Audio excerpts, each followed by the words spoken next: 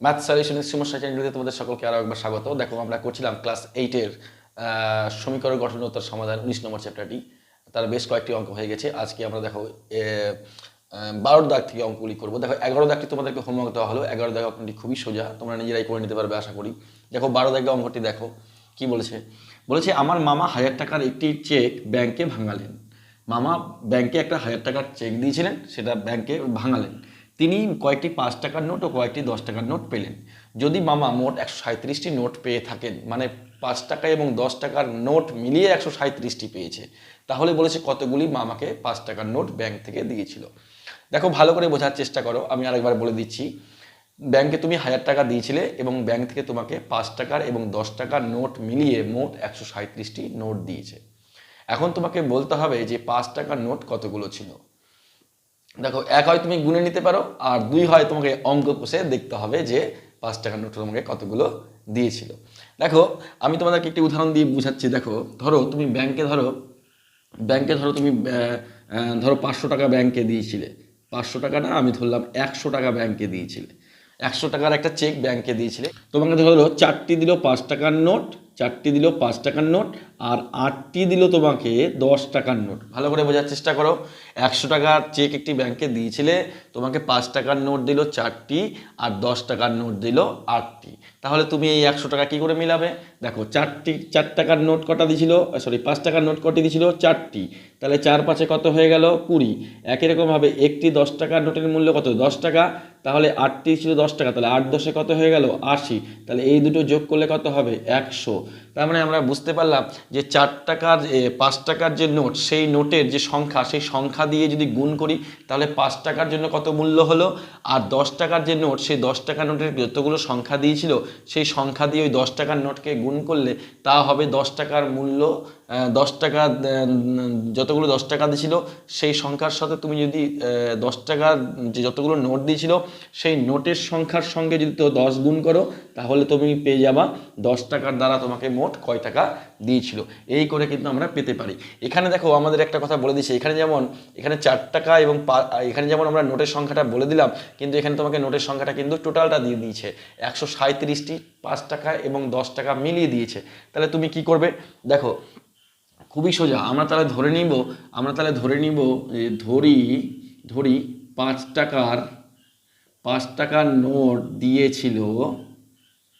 দিয়েছিল এক্সটি। দেখো বুঝতে পারলে কিনা, আমি ধরে নিলাম 5 টাকার নোট দিয়েছি এক্সটি। তাহলে অতএব 10 টাকার নোট কতগুলো দিয়েছে বলতে পারবে? 10 টাকার নোট দিয়েছিল, তাহলে কটি হবে? নিশ্চয়ই 137 থেকে আমাকে এই 5 টাকার নোটটা বাদ দিতে হবে কিনা বলো। মোট নোট তো তুমি 137টি পেয়েছো, তো 137টির মধ্যে এক্সটি হলো 5 টাকার নোট, তাহলে বাদ বাকিটা কার নোট পড়ে থাকবে? 10 টাকার নোট পড়ে থাকবে। তাহলে এই হলো তোমার নোট সংখ্যা। তাহলে দেখো এটা হলো 5 টাকার নোটের সংখ্যা, এটা হলো 10 টাকার নোটের সংখ্যা।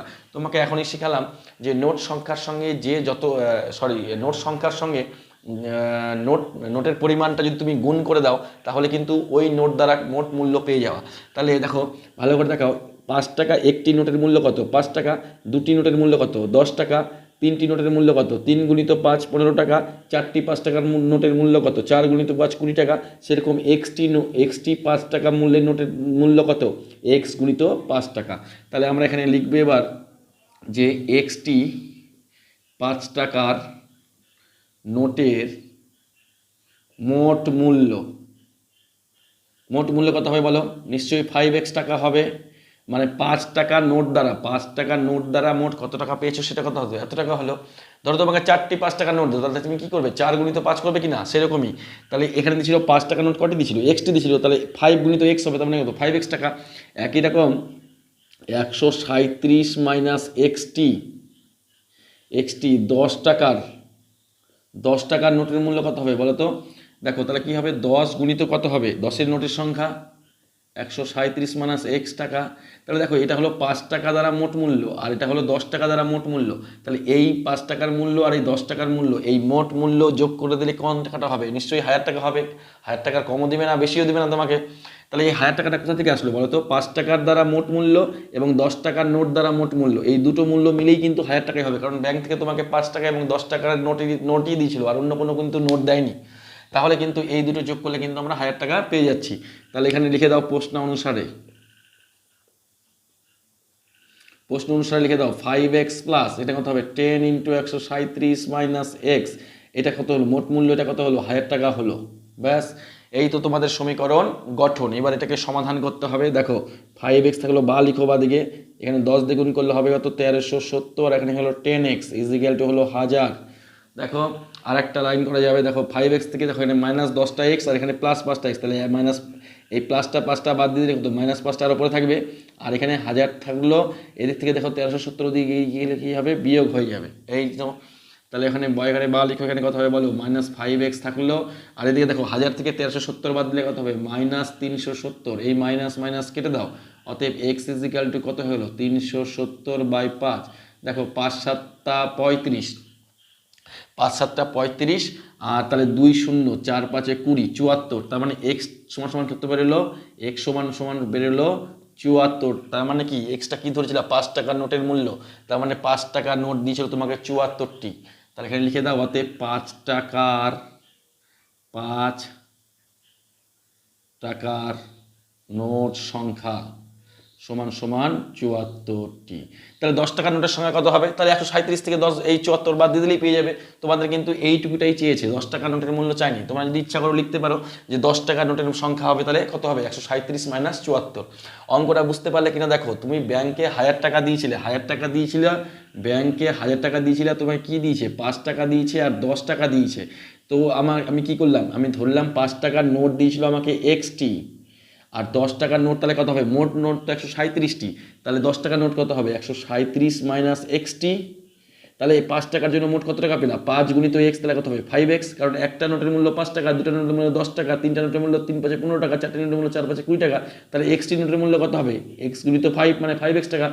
একই রকম একটি নোটের মূল্য 10 টাকা, দুটি নোটের মূল্য 20 টাকা, তিনটি নোটের মূল্য 3 গুণিত 30 টাকা, 3 গুণিত 10 মানে 30 টাকা, চারটি নোটের মূল্য 4 গুণিত 10 40 টাকা, সেরকম এতটি নোটের মূল্য কত হবে 10 গুণিত এটা হবে না, এটাই কিন্তু করেছি। তাহলে এইটা 5x, তাহলে 10 ইন্টু এখানে কত হলো 137 মাইনাস এক্স, তাহলে কি হলো বলতো, এই যে 5 টাকার মূল্য আর এটা হলো 10 টাকা নোটের মূল্য, এই দুটো যোগ করলেই তো 1000 টাকা হবে, ওটাই কিন্তু আমরা করেছি এখানটা। দেখো আশা করি বুঝতে পেরেছো তোমরা সকলে। পরের 13 নম্বর অঙ্কটি দেখো কি বলেছে, পরের 13 নম্বর অঙ্কটি বলেছে আমাদের গ্রামের সালেম চাচা অবসর গ্রহণের পর তার সঞ্চয়ের হাফ অংশ দিয়ে একটি বাড়ি কিনেন। ভালো করে বোঝার চেষ্টা করো, অবসর গ্রহণের পরে তার সঞ্চয়ের মানে তিনি যত টাকা জমিয়েছিলেন তার হাফ অংশ টাকা দিয়ে বাড়ি কিনেন।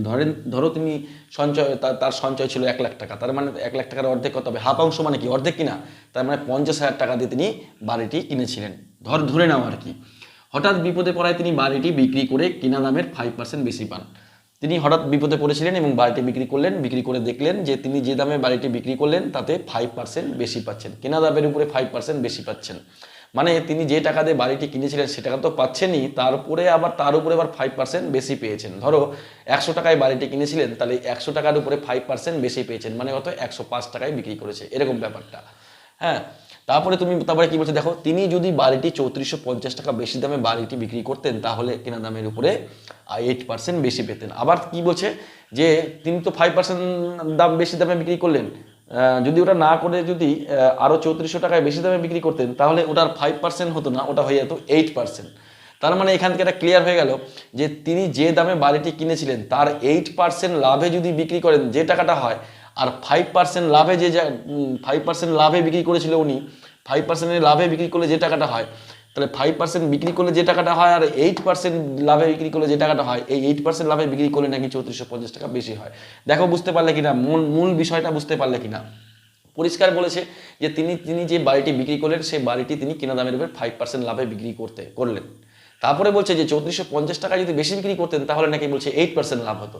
তার মানে সোজা হিসাব, তার মানে 5% বিক্রি করে যে টাকাটা পেয়েছেন আর 8% বিক্রি করে যে টাকাটা পেয়েছেন, 8% বিক্রি করে তিনি 3450 টাকা বেশি পেয়েছেন। ওরাই তো বলেছে 3450 টাকা যদি বেশি বিক্রি করতেন তাহলে 8% লাভ হতো। তার মানে কি 8% লাভে বিক্রি করলে যে টাকাটা হয় অবশ্যই সেটা 5% বিক্রি করলে যে টাকাটা হয় তার থেকে 3450 টাকা বেশি।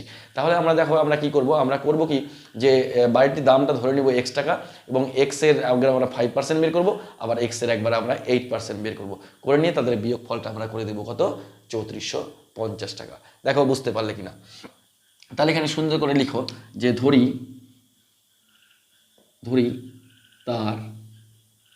তার মোট সঞ্চয়, ভালো করে বুঝো, মোট সঞ্চয় x টাকা ধরে নিলাম, তাহলে বাড়ি কয় টাকা কিনেছিলেন, অতএব বাড়ি কিনেছিলেন, বাড়ি কিনেছিলেন,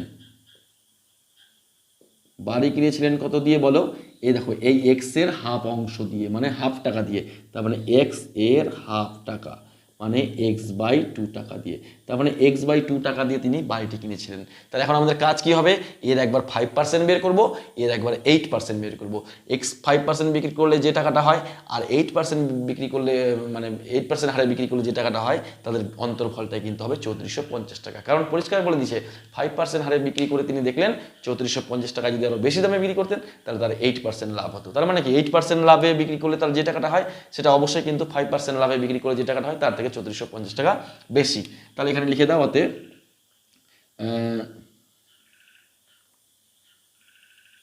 5% লাভে বিক্রয় করলে লাভ হয় কত টাকা বলো, এক্স এর 5%, 5 বাই কত হবে 100 টাকা।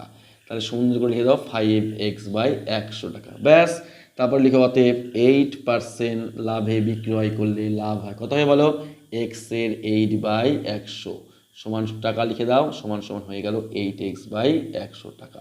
তাহলে এবার বলেছে যে এই 8 বাই 100 টাকায় বেশি যদি বিক্রি করতেন তাহলে নাকি বলেছে 3400 টাকা বেশি লাভ হতো। তাহলে এখানে লিখে দাও শর্ট প্রশ্ন অনুসারে লিখে দাও 8x বাই 100 বিয়োগ 5x বাই 100, এটা সমান সমান 3450 টাকা। তাহলে এখানে শর্ত অনুসারে করে দাও, শর্ত লসাগু করে দাও, নিচে কত হবে বলো 100, কাটাকাটি এখানে যাচ্ছিল করলাম না, কিন্তু লসাগু করতে আমার সুবিধা হবে বলে। দেখো 8x এখানে হয়ে গেল 5x ইজ ইকুয়াল টু 3450 টাকা, ব্যাস। উপরে চলে আসি এবার, দেখো উপরে 8x থেকে 5x বাদ দিলে কত হয় বলো 3x, আর এক্সটা 100টা কোথায় ছিল, নিচে ছিল, এই 100টা নিচে ছিল কিনা, এই 100টা নিচে ছিল, ওদিকে গেলে কি হবে উপরে হয়ে যাবে, তাহলে 3450 এর সঙ্গে 100 গুণ হয়ে গেল, এখানে বা এক্স ইজ ইকুয়াল টু তাহলে কত হলো 3450 ইন্টু 100 বাই হয়ে গেল 3। এবার এটা একটু কাটাকাটি করো, 3 দিয়ে 3400 মানে 345 কাটাকাটি করো, 3 একে 3, 4 3 একে 3, 1 5 3 5 15, তার মানে এটাতে কাটলে হচ্ছে 115 মানে 1150। এবার গুণ করলে কত হবে 1150 আরও দুটো শূন্য, তার মানে 1,15,000 টাকা। তার মানে এক্সটা কি ছিল 1,15,000 টাকা, তার মানে তার সঞ্চয় কত ছিল 1,15,000 টাকা। আচ্ছা তোমরা একটু দেখো এখানে একটু ভুল হয়েছে, এখানে দেখো বাড়ি কিনেছিলেন এক্স বাই 2 টাকা দিয়ে, এখানে 5% লাভে বিক্রি করলে তাহলে কোনটা হবে, এক্স হবে না এটা হবে তো, এটা তো সঞ্চয় ছিল, তাহলে এখানে কিন্তু একটা করে 2 থাকবে, দেখো এখানে কিন্তু একটা করে 2 থাকবে, তার মানে এখানে কত হয়ে যাবে 200 হয়ে যাবে এটা, এখানেও কিন্তু একটা 2 থাকবে নিচে, দেখো ভালো করে বোঝার চেষ্টা করো, এক্স বাই 2 এর হবে কিন্তু, তাহলে এখানেও কত হয়ে যাবে 200 হয়ে গেল। তাহলে 200 যদি হয়ে যায় তাহলে এটা কত হয়ে যাবে 200, এখানে হয়ে যাবে 200, তাহলে এখানে হয়ে যাবে 200, তাহলে এখানে যদি 200 হয় তাহলে এখানেও কিন্তু হয়ে যাবে 200, আর 2 দিয়ে গুণ করলে এটা কত হয়ে যাবে, 2 দিয়ে গুণ করলে হবে 2,30,000, এটা হয়ে যাবে কিন্তু, দেখো বুঝতে পারলে কিনা, এখানে হয়ে যাবে 2 হয়ে যাবে, তার মানে এখানে কিন্তু 4টা শূন্য চলে আসবে, 2,30,000 হয়ে যাবে। তার মানে এক্সট্রা কি ধরেছিল তা ওনার মোট সঞ্চয়, তাহলে মোট সঞ্চয় কত ছিল 2,30,000, তাহলে এখানে লিখে দাও যে মোট সঞ্চয় 2,30,000 টাকা। আর বাড়ি কিনেছিলেন ক টাকা দিয়ে, বাড়ি কিনেছিলেন ক টাকা দিয়ে, এর হাফ টাকা দিয়ে, এই যে এক্স বাই 2 টাকা মানে হাফ টাকা, তাহলে 2,30,000 বাই 2 টাকা, তাহলে কত যাবে 1,15,000 টাকা, ব্যাস। এই তো তোমাদের 13 নম্বর অঙ্কটি, আশা করি তোমরা সকলেই বুঝতে পেরেছো। দেখো 14 নম্বর অঙ্কটি কি বলেছে, 14 নম্বর অঙ্কটি বলেছে গোপালপুর গ্রামের আশ্রয় শিবিরে আশ্রয় প্রার্থীদের 20 দিনের খাবার মজুদ ছিল। ধরো ওই গোপালপুর গ্রামে যে আশ্রয় শিবিরটা ছিল, আশ্রমটা ছিল, সেই আশ্রমে কত দিনের খাবার ছিল 20 দিনের খাবার ছিল। 7 দিন পর আরও 100 জন সেই শিবিরে আশ্রয় নিলে 11 দিনের মাথায় খাবার শেষ হয়ে যায়। ভালো করে বোঝার চেষ্টা করো, আশ্রমে ধরো কিছু আশ্রয় প্রার্থী ছিল, তাদের কত দিনের খাবার ছিল, ধরো এখানে কিছু আশ্রয় প্রার্থী ছিল, এদের 20 দিনের খাবার ছিল, ভালো করে বোঝো 20 দিনের খাবার ছিল, কিন্তু এই মতো অবস্থায় 7 দিন ধরো খেয়ে নিল, তার মানে এরা এরা এরা এরা কদিন খেয়ে নিল, দেখো 7 দিন পর বলেছে, 7 দিন পর, তার মানে কি এরা যে কয়জন ছিল তারা কিন্তু 7 দিন খেয়ে নিচ্ছে, তাহলে কিন্তু আর 20 দিন নাই, এখন কদিন আছে আর 13 দিনের খাবার আছে, কারণ 20 থেকে 7 দিন তো খেয়ে নিচ্ছে ওরা, তাহলে কদিন খাবার পরে আছে 13 দিনের খাবার আছে। এই মতো অবস্থায় এখানে কিন্তু আরও 100 জন আসলো, আগে যে কয়জন ছিলই আরও 100 জন আসলো, এই কয়জন যে 100 জন এখানে ঢুকলো তখন কিন্তু আর 13 দিন নাই, 11 দিনের মাথায় খাওয়া শেষ হয়ে গেল। এখন তোমাকে প্রশ্ন করেছে এই যেখানে কতজন লোক ছিল, দেখো বুঝতে পারলে কি না, প্রথমে আশ্রমে কিছু লোক ছিল, তাদের খাওয়ার দিন ছিল 20 দিন, তাদের খাওয়ার মজুদ ছিল কত 20 দিন। তো 7 দিন পরে এই ঘটনাটা ঘটলো, তার মানে 7 দিন পরে এই ঘটনাটা ঘটার অর্থটা কি, তার মানে কি 7 দিন ধরে আগে যে কজন লোক ছিল তারা খেয়েছে, ওটাই আমি কিন্তু লিখলাম। দেখো তাহলে এই যে আগে যে কজন লোক ছিল তারা কিন্তু 7 দিন খেয়ে নিয়েছে, 7 দিন কিন্তু খাওয়া দাওয়া হয়ে গেছে, তাহলে আর পড়ে আছে কতদিন, তাহলে এই কজন লোকের কিন্তু আর 13 দিনের খাওয়ার আছে, কারণ 20 দিনের মধ্যে 7 চলে গেলে আর 13 দিন, এই কজন লোকের কিন্তু আর 13 দিনের খাওয়ার আছে। এ মতো অবস্থায় কি হলো, এই কজন লোক তো ছিলই, আরও 100 জন লোক আসলো।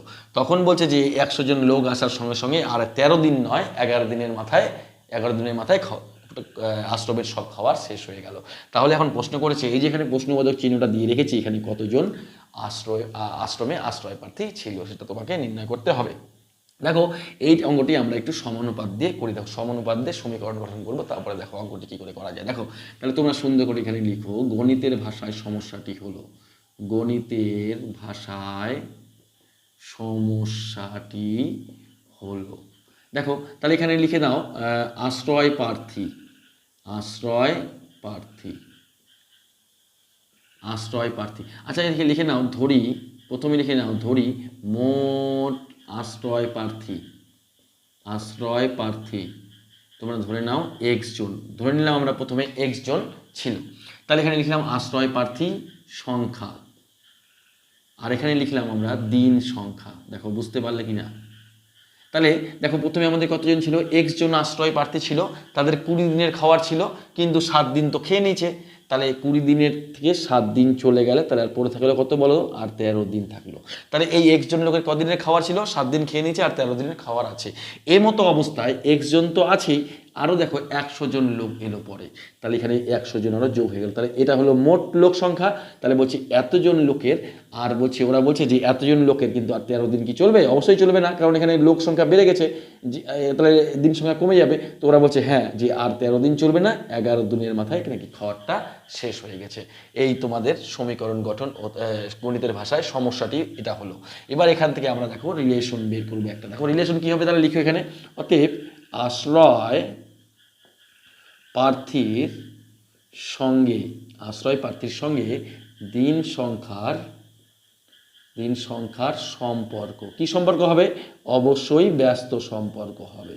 কেন ব্যস্ত সম্পর্ক হবে, ধরো এখানে এক্স জন লোকের যত খাবার চলছিল, এবার কিন্তু এক্স প্লাস 100 হয়ে গেছে, লোক সংখ্যা বেড়ে গেছে, তাহলে ওই খাবারটা কি আর চলবে না, দেখো কমে গেছে দিনটা। দেখো এখানে যখন এক্স ছিল তখন 13 ছিল, এখানে আবার দেখো বেড়ে গেছে, এখানে দেখো কমে গেছে, তার মানে কি উল্টা সম্পর্ক হচ্ছে, তার মানে কি ব্যস্ত সম্পর্ক দিয়ে। তাহলে লিখো অতএব সমানুপাতিটি হলো দিয়ে লিখো, তাহলে কত হবে বলো, এক্স ইস টু কত হবে, এক্স প্লাস 100 সমানুপাতি চিহ্ন দাও, দিয়ে দেখো এটা যেহেতু ব্যস্ত সম্পর্ক, তাহলে কিন্তু 13:11 হবে না, কি হয়ে যাবে, উল্টা হয়ে যাবে, 11:13 হয়ে যাবে। বুঝতে পারলে কিন্তু, দেখো ব্যস্ত সম্পর্ক হলে আমাদের কিন্তু এটাকে এদিকে চেঞ্জ করে দিতে হয়, এদিকে সেম রাখবে আর এদিকে চেঞ্জ করে দিবে, মানে আগেরটা পরে করে দিবে, পরেরটা আগে করে দিবে, ব্যাস। এবার এখানে চলে আসো, এক্স বাই তাহলে কত হয়ে গেল, এখানে এক্স প্লাস 100 আর এদিকে হয়ে গেল 11/13। দেখো এটাই কিন্তু কোনাকুনি যদি গুণ করে দাও অথবা এইভাবেই রেখে দাও, এটাই কিন্তু তোমার হয়ে গেল সমীকরণ গঠন। এবার এটাকে যদি তুমি সমাধান করে দাও তাহলে কিন্তু সমাধান হয়ে যাবে। দেখো তাহলে এখানে বয়কারে বা লিখে কোনাকুনি গুণ করো, 13x, আর এদিকে গুণ করলে কত হবে বলো, 11x, আর এখানে 11 × 100 করলে হবে 1100। তাহলে বয়কারে বা লিখো 13x, এদিকে আসলো কত হলো 11x, আর এদিকে হয়ে গেল 1100। তাহলে এখানে দেখো 13x থেকে 11x গেলে 2x থাকে, ইজিক্যাল টু 1100। তাহলে এখানে এক্সকে এবার যদি 1100কে তোমরা 2 দিয়ে ভাগ করে দাও, কারণ 2টা গুণাকার আছে, দিকে ভাগ হয়ে যাবে, কাটাকাটি করলে হয়ে যাবে কত, 550। তার মানে এক্সটা কি ধরেছিলাম, আশ্রমে আশ্রয় প্রার্থী, মোট আশ্রয় প্রার্থী, প্রথমে আশ্রমে আশ্রয় প্রার্থী কত ছিল সেটা।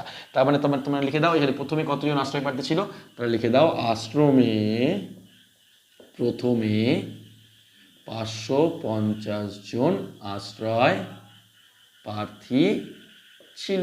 ব্যাস, এই তো তোমাদের অঙ্ক। আশা করি তোমরা বুঝতে পেরেছো। এই অঙ্কটা কিন্তু এইভাবে করলেই আমার মনে হয় বুঝতে এবং করতে দুটোতেই সুবিধা হয়, তাই এই নিয়মে কিন্তু অঙ্কটি করে দিলাম। তোমরা ভালো করে অঙ্কগুলি প্র্যাকটিস করো।